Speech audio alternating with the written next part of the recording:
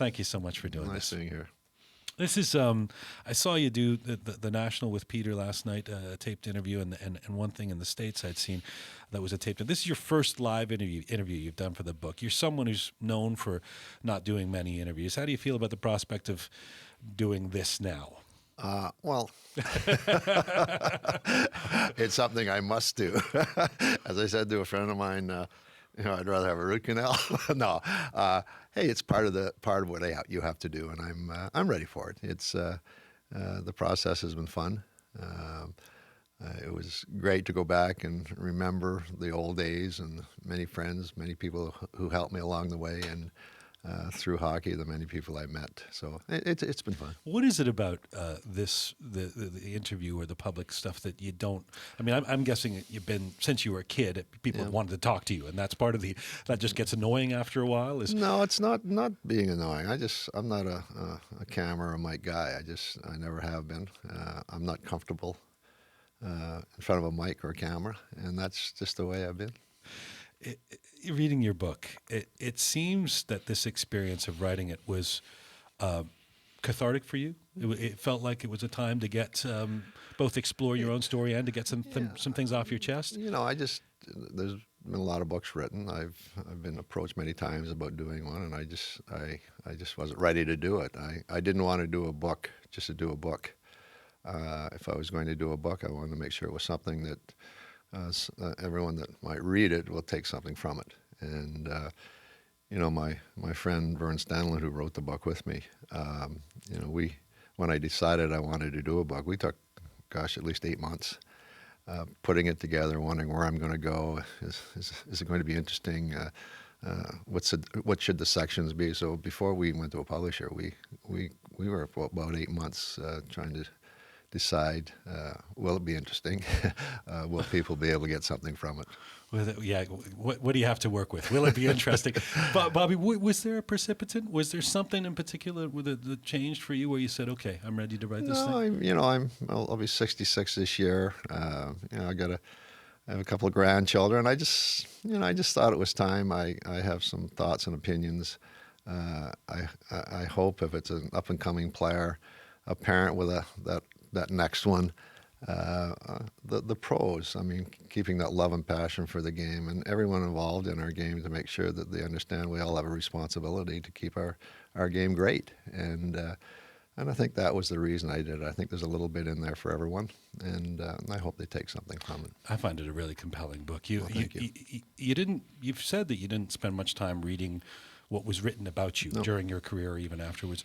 What was it like to sit down and write an analytical book about yourself? It wasn't an easy process for me. I mean, it's not the way I am, and it's just not the way I am. So it was difficult. And with Vern and our publishers, they had to do a lot of pulling.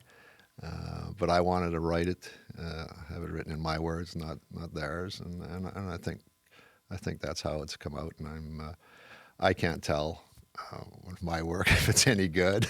I'm getting pretty good feedback but they're my friends, so I don't think they're going to criticize me. It feels very honest. Well, I tried to be honest, and I hope, and I think there are some points in there, some things that everyone can take and maybe be better. Let me start from get into the book now and start from the cover. The cover is this famous image of you, the flying Bobby Orr photo, capturing the moment you scored the winning goal in the 1970 Stanley Cup Final. It's probably one of the great sports images of all time. You've lived with this for many years. There's in the story in the book about the first time you saw it was actually the next, when it came to the paper the next day. What goes through your mind when you look at that photo now? Obviously, it was a wonderful time. Like all young Canadian boys, your dream is to play in the NHL and then be on a Stanley Cup team. So that was the Stanley Cup winning goal. So obviously, I'm thrilled. But it's a statue out in front of Boston Garden now, or TD Center now, and where I'm thrilled to be there. But when I look at it, it's much more than me scoring a goal. It's one goal, one moment. I mean, when the day that was unveiled, Kathy Bailey was sitting there, Ace Bailey, who was a teammate who was killed in 9/11. I mean, I thought about Ace. You think about Milt Schmidt, the great great Milt Schmidt, who made the deal really that put us over the top when Esposito, Hodge, and Stanfield came to Boston, and then Derek Sanderson was coming, and Donnie Marcotte was coming. Johnny Busick was there. Mackenzie was there. Teddy Green was there. Westfall was there. So Cheevers, Johnson. So when I look at that statue, I think about all the pieces that were put together in order to have that statue there for that Stanley Cup team. But it's a lot more than just that one moment. Well, it's also, and you talk about this in the book, and you mentioned it a couple of times now as well. I saw it last night with Peter on the National. Ever since I was a kid, I've known this image and then I started seeing the video and stuff, and the whole idea was, man, Bobby Orr was getting tripped and he scored the goal to win the Stanley Cup, right? And you are sort of getting tripped, but at the same time you're in celebration mode, right? You're jumping up and I was in celebration mode. I think one of the best stories about the photo is each time I see Glenn Hall, who was the St. Louis goalie, he looks at me and he says, "Is that the only goal you ever scored?" But Bobby, you also say you actually find it disrespectful when hockey players celebrate after goals. I don't think it's necessary. You see some guys riding their sticks and so on. It's not. I just don't think it's right. It's not what I would do, and there's a lot of players that don't do it. But that's the way I am. Even if it's a rookie who just scored his fourth goal. I give it a good jump there. Yeah, there you go. So I know you're talking about the kid the other day and out west who had his fourth goal. I mean, I've got to defend the young man. I mean, he's a young Czech boy. I don't think he doesn't understand yet. He will now, but it was. That was for an all-star game when they do the shootout, that goal. But he just didn't know. He'll know now, and the guys will take him aside and say, "You just don't do that." Let me go back to the beginning. The first couple of chapters are about you in Parry Sound. You're playing hockey on a frozen bay or river with your friends. It's a recurring image in the book, Bobby. It seems to shape some of your opinions about hockey today. What did you get from playing shinny for hours on end versus the more structured game kids play today? I had more fun. And that's what minor sports should be all about. And if you don't mind, I'd like to get back to that because I think we have some issues. But I was out there with my friends. That's how I learned to play. If you have 8 or 10 or 12 on each team, you drop the puck and away you go. You better learn to skate. You better learn to handle the puck. That's how we learned to play. And we had fun. And in my mind, that's what minor sports is all about. Whether it's baseball, hockey, soccer, minor sports is for fun and recreation for everyone. And not just the elite, for everyone. And that's how it was approached in Parry Sound. People would come up to my father and say, "Hey, your son's going to be in the NHL." My dad said, "Fine." And his advice to me was, "Hey, go out and have fun. We'll see what happens." Well, you were a really creative hockey player. You played with a freedom to do what you wanted. And I was allowed to do that. I mean, and that's what I was going to ask you. Yeah. Would you have developed into the player you are if you were in the minor leagues today? Don't know. I was owned by the Boston Bruins when I was 14. I played for their junior teams. They hired the coaches. And then when I went to Boston, they did not ask me to change my style. They thought that was the way I was most effective. And they continue to let me play like that. Today, I would hope that if you look at the teams that are winning, a lot of them have that offensive defenseman. Who creates, moves the puck, jumps up into the play. But you say the emphasis today is not on creativity, but on systems. Well, the systems. I mean, even the kids are playing the trap, which is outrageous. I mean, that's not how you learn to play the game. That's not how you improve your puck handling, your skating, your hockey skills. We got to let our kids go and let them have fun and let them play. There's too much structure. I really believe that the kids play too much. I never attended a hockey school until after I turned pro. Now the parents are convinced that their kids have to play 12 months of the year if they're going to make it, which is hogwash. Play other sports, hang around other kids, be instructed by other coaches. I think that's healthier.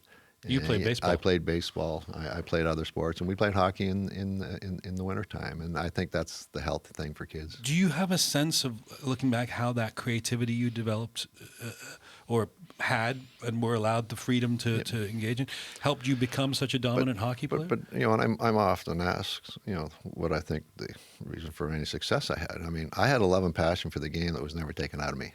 And when I was on the ice with my friends, when I was playing junior hockey, when I was practicing, when I was playing pro, I always had that love and passion for the game. And look, you have a great passion and love for this business.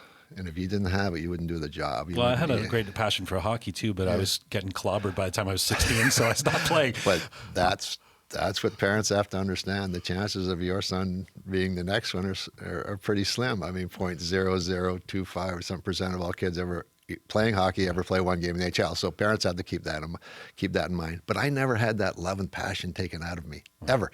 And you see some minor sports, an outrageous coach, or parents screaming, yelling at their kids leaving the building. So the one thing I can guarantee parents, if your son or daughter has an ability to play a sport, and if they keep that love and passion for the game, they'll have it. They'll get a chance. I guarantee it. They'll get a chance. Someone will find them and give them a chance to move up.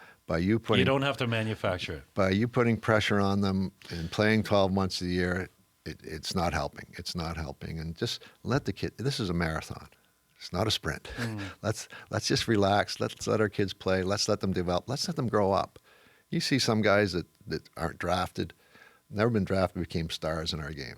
Late bloomers. Cam Neely couldn't play for Vancouver. I think Vancouver.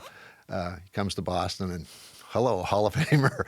So Phil Esposito, Stanfield, and Hodge couldn't play in Chicago, but they could play in Boston. So, hey, everyone relax, slow down, let the kids develop. And not only do they have to develop their skills, they have to develop mentally. They have to grow up, so give them time. You were only 14 when you first signed with the Boston Bruins in '62 by way of the Oshawa Generals.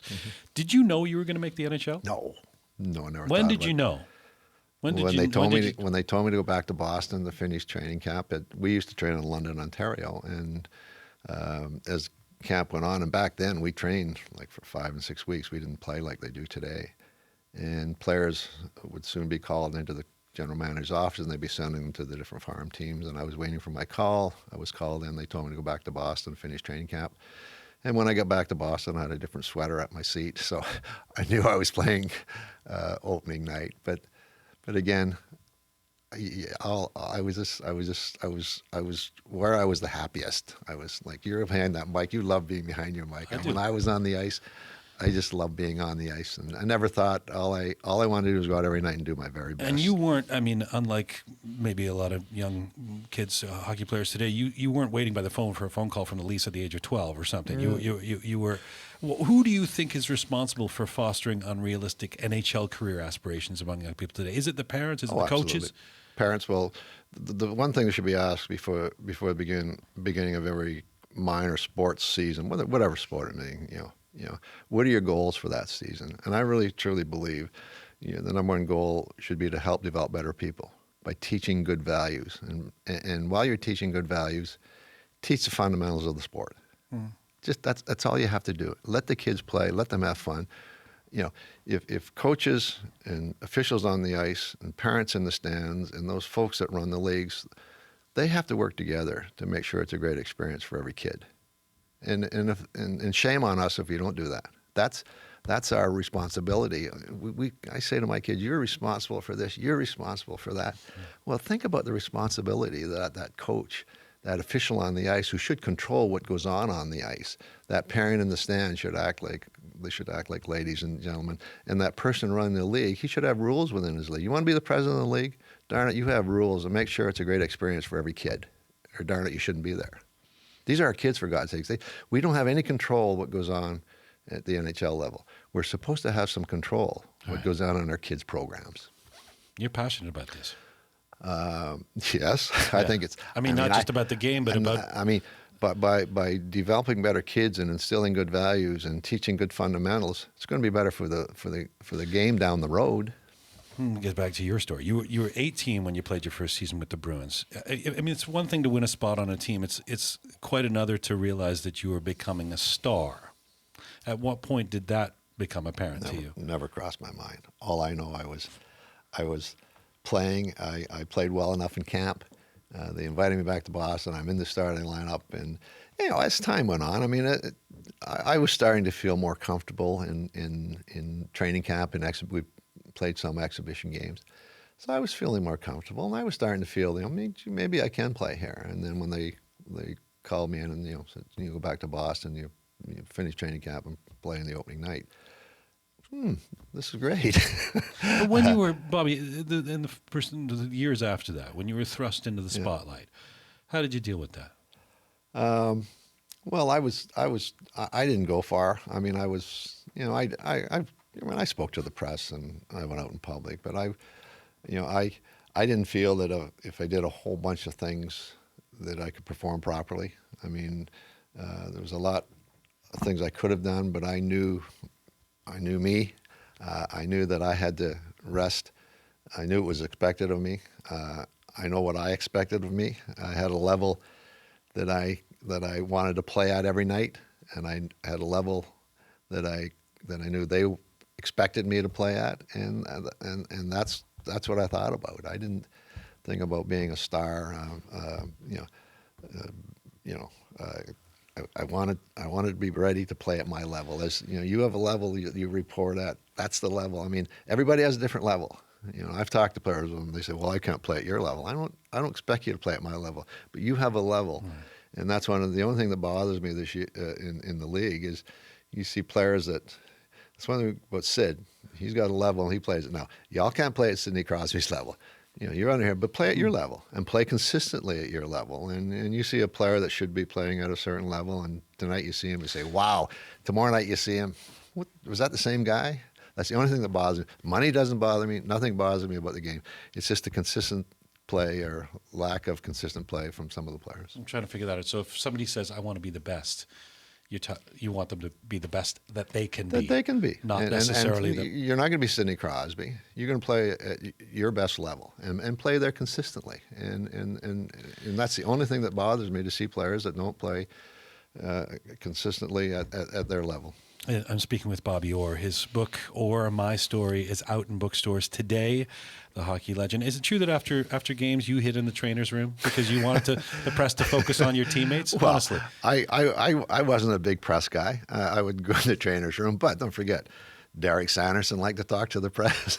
Phil liked to talk to the press, so they were great to play with. Not only were they great players, they loved to talk to the press. That was your trick. I'm still taking off my skates. Talk to Derek. Bobby, I can talk about all the accomplishments, but I guess what a lot of people might not realize as vividly, and you really see it in the book, is the amount of pain you endured, even in some of your best years with your knee issues. How did increasing knee troubles affect your sense of confidence playing the game? Pressure. People often talk to me about pressure. I didn't feel any pressure at all playing until I couldn't do what I once did. I couldn't play the way I once did. That's when I started. And I think when you're under pressure, you're worried. You don't sleep. You just everything's going wacky. It wasn't really until I couldn't do what I once did, and then. If that's pressure, the pressure started to bother me, and that's when it started to bother me. With the knee injury, once that puck was dropped, it's funny with professional athletes. Once the puck was dropped, it was gone. Right. Any pain I had, the most trouble I had was following games after games. So a lot of icing and so on. When you think about the final years with the knee trouble, and by the way, you're just in your late 20s at that point. You're not even very old. Do you think of them positively, or is it bittersweet to think about? Oh no, I mean, my only regret is I wish I could have played longer. But but I played a style that and hey, look, we're a tough game. We have big, fast, strong players, and it's a contact game. And certainly my style didn't help my problems. I had the puck a lot, and I was hit a lot. So, but that's the way I played, and the only regret I have is that obviously I wish I could have played a little longer. I was interviewed by a CBS guy last week, and he says, "Were you a puck hawk?" I said to him, "Well, I had the puck a little bit, so maybe I was a puck hawk." But no, I didn't feel pressure, or I didn't start worrying till I couldn't play like I once did. In retrospect, there's that. It's painful to watch that press conference where you talk about in 1978, you're 30 years old, and you say, "I can't play anymore." What's the hardest part of looking back at that time now? I mean, just having to sit there and, they're taking your skates from you. You're finished. You can't do what you've done your entire life. You can't do what you just love to do. And it was very difficult. And probably the most difficult thing was, I had to go to work. I was still 28. Things weren't going that well financially. I had to go to work. And I said, oh, my God, I never looked at hockey as work. I said, my God, work. What do you do? So that was probably the most difficult thing is realizing, hey, I've got work to do here. And but we'll go back to the kids. The very things that I learned as a kid, those values that we talked about, being responsible, being respectful. You're going to work with teammates. These are things that you can teach the kids. You're going to work hard. If you work hard, things can happen. You have to make sacrifices. I started approaching my business the same way as I approach my game. And these are the values, the things that we can teach our kids early on. When you say I wasn't doing that well financially, I mean, that comes as a shock to people. You're the best player in the game, and there's big contracts. You do spend some time in this book on Alan Eagleson. I'm not really going to ask you about him because I know that it's. I'm fine. I'm fine with it. You don't need to talk about it. But basically, it's this horrible, and people can see it in the book. This horrible relationship with your agent that is deleterious to you and your career. Well, let me ask you this: what is the lesson that you take from that? Pay attention, and I talk to the kids. I mean, I had a guy who was like a brother. Trusted him, believed in him.